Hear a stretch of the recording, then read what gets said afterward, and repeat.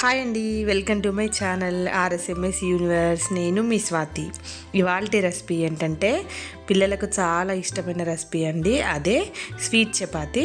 నార్మల్గా మనం చపాతీలు చేస్తే కొంతమంది పిల్లలు తినను అని మారం చేస్తారు కదా, అలాంటి వాళ్ళకి ది బెస్ట్ అండి స్వీట్ చపాతీ. లైట్గా షుగర్ వేసి చేసిస్తే మంచి హ్యాపీగా తింటారు. ఓకేనా? ఎలా చేయాలో చూసేద్దాం రండి. ఒక బౌల్ తీసుకొని 2.5 కప్స్ దాకా నేను గోధుమ పిండి తీసుకున్నాను. మీ ఇష్టం, మీరు మైదా పిండి అయినా తీసుకోవచ్చు.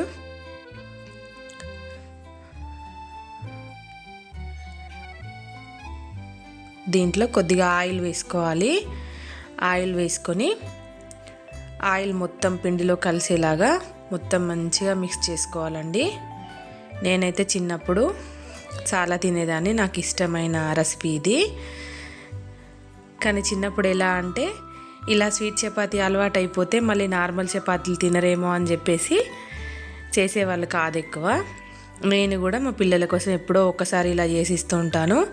నార్మల్ లెవెల్ చపాతీలు తినరు కదా, అలాంటి టైంలో ఇలా ఒక 2 చేసి ఇచ్చారంటే చాలా అంటే చాలా ఇష్టంగా తింటారు పిల్లలు.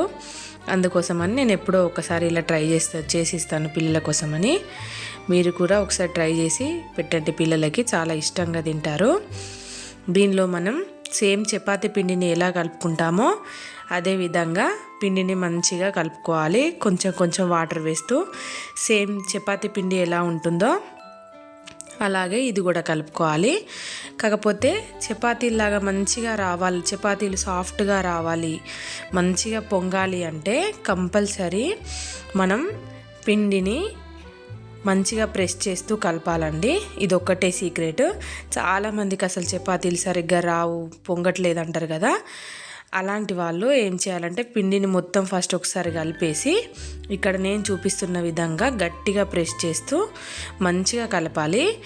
నేను కిచెన్ ప్లాట్ఫామ్ మనం యూజ్ చేస్తాం కదా, దానిపైనే మంచిగా ప్రెస్ చేసి ఒక 5 మినిట్స్ అలా కలిపి పక్కన పెట్టేస్తాను. అలా మంచిగా కలుస్తుంది. మనం నార్మల్గా బౌల్లో కన్నా ఇలా కలిపితే చాలా మంచిగా మిక్స్ అవుతుంది పిండి కూడా. చపాతీలు కూడా చాలా అంటే చాలా మంచిగా పొంగుతూ వస్తాయి. చూసారా? ఈ విధంగా మంచిగా కలిపి దీన్ని ఒక బౌల్లో పెట్టేసుకొని ఒక 5 మినిట్స్ అలా పక్కకు పెట్టేయాలి.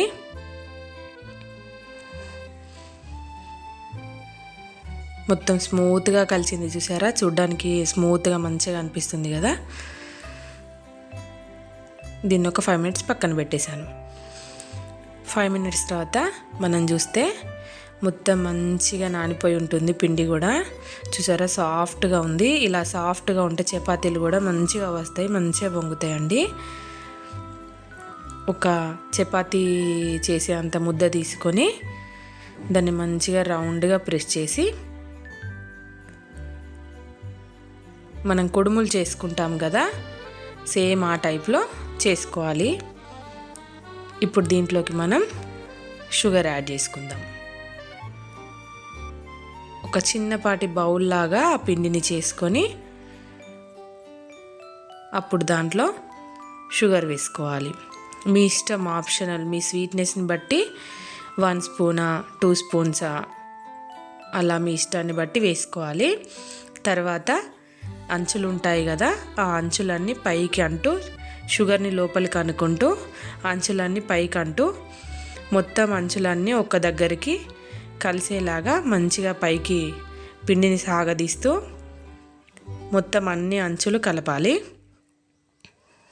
చూసారా? ఈ విధంగా ఎక్కడా కూడా షుగర్ అనేది బయటకు రావద్దు, పిండి ముద్ద అనేది ఓపెన్ కావద్దు. ఇలా మంచిగా మొత్తం దీన్ని ఒక ముద్దలాగా చేసుకున్న తర్వాత ఇప్పుడు దీన్ని మనం చపాతీ వేసుకుందాం. నేను ఆయిల్ వేయట్లేదు, ఆయిల్ వేయకుండానే నార్మల్గా పిండితోనే చపాతీ చేస్తున్నాను. మీ ఇష్టం, ఆయిల్తోనైనా చేయొచ్చు.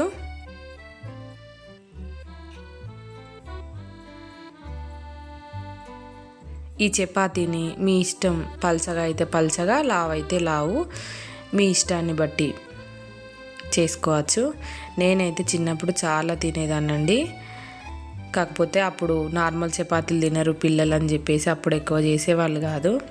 కానీ ఇప్పుడు మనం ఏంటంటే మన పిల్లలు అడిగితే కంపల్సరీ చేసిస్తాం కదా. అప్పటి పరిస్థితులు ఇప్పటి పరిస్థితులు అన్నీ వేరండి.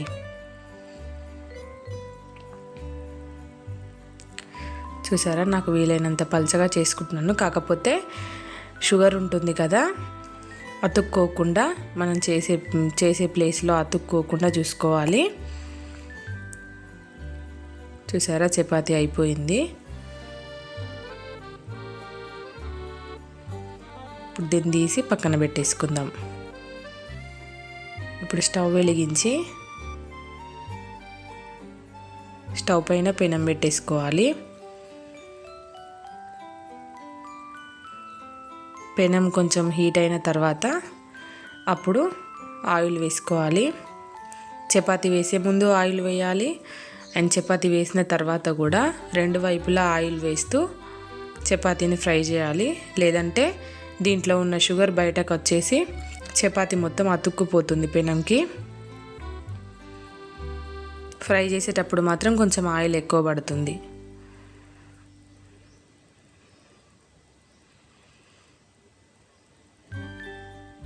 చూసారా, ఈ విధంగా చపాతీ ఎప్పుడైనా కూడా మెత్తగా సాఫ్ట్గా ఉండాలి అంటే వన్ సైడ్ మొత్తం కాల్చిన తర్వాత ఇంకో సైడ్ కాల్చడం అలా చేయకూడదు. ఒక సైడ్ కొంచెం ఫ్రై అయిన తర్వాత మళ్ళీ ఇంకొక సైడ్ టర్న్ చేసుకోవాలి.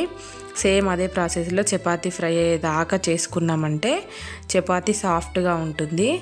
అలా కాకుండా కొంతమంది ఏం చేస్తారంటే ఒక సైడ్ మొత్తం ఫ్రై అయిన తర్వాత ఇంకొక సైడ్ ఫ్రై చేస్తారు. అలా చేయడం వల్ల చపాతీ గట్టి పడుతుంది. అలా కాకుండా ఇలా ఒకసారి ట్రై చేయండి. చూసారా, మంచిగా ఫ్రై అవుతుంది.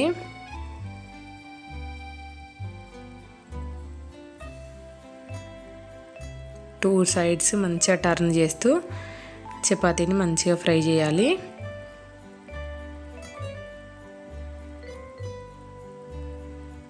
నిదానంగా స్టవ్ని సిమ్లో పెట్టుకొని ఫ్రై చేయండి.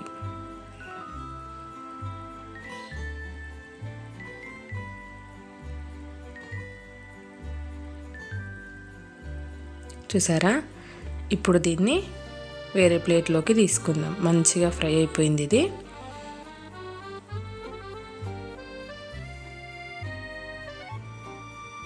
చూస్తేనే నోరు ఊరిపోతుందంటే చాలా బాగుంటుంది. ఒకసారి మీరు కూడా ట్రై చేయండి. ట్రై చేసి ఎలా ఉందో నాకు కంపల్సరీ కమెంట్ చేయండి. మీరు ఇదివరకు ట్రై చేసి ఉంటే అది కూడా నాకు చెప్పండి.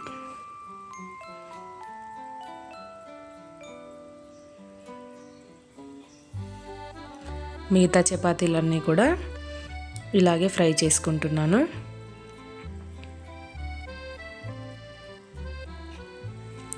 ప్లీజ్ అండి, వీడియో చూస్తున్న వాళ్ళందరూ లైక్స్ ఇవ్వట్లేదు. లైక్స్ ఇస్తే నా వీడియో ఇంకొంతమందికి వెళ్తుందండి. ప్లీజ్ వీడియో చూసిన వాళ్ళందరూ లైక్ ఇవ్వండి. కొత్తగా చూస్తున్న వాళ్ళైతే ఛానల్ని సబ్స్క్రైబ్ చేసుకోండి, సపోర్ట్ చేయండి. ఇలాగే మంచి ఫుడ్ వ్లాగ్స్ అన్నీ చేస్తూ వీడియోస్ అన్నీ చేస్తూ ఉంటాను. Please support my channel. చూసారా, చపాతీలు అన్నీ అయిపోయాయి. మీరు కూడా ట్రై చేసి కమెంట్ చేయండి. Thank you so much for watching.